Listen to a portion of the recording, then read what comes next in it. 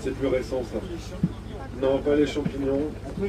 Tout ce qui était. Alors à cette époque-là, la truffe, les champignons, tout ce qui était sous la terre là, s'ils connaissaient. S'ils connaissaient, mais pour eux c'était interdit. Ouais, c'était interdit par le clergé.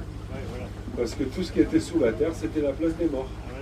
Donc pas de truffe, pas de pommes de terre, sarlades, pas de carottes pour rendre aimable, que du vin rouge.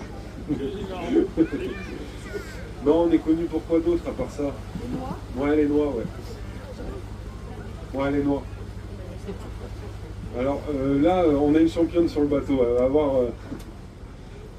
va avoir l'apéro gratuit, le confit gratuit à la fin de la balade. Donc principalement des noix, ouais, enfin beaucoup de noix, pardon, et sous plusieurs formes, surtout de l'huile de noix. L'huile de noix, on n'en avait pas la même utilité à l'époque. On s'en servait pourquoi, à votre avis, de l'huile de noix? Ici, ils sont tombés sur beaucoup plus malins qu'eux. Hein. Tout ne s'est pas passé comme prévu. Les moines sarladés, c'était des moines bâtisseurs.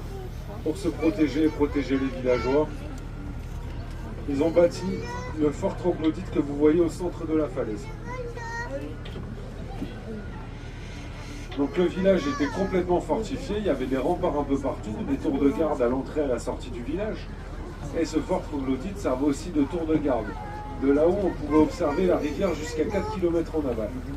Donc on voyait les dracards des Vikings remonter au loin, l'alerte était donnée,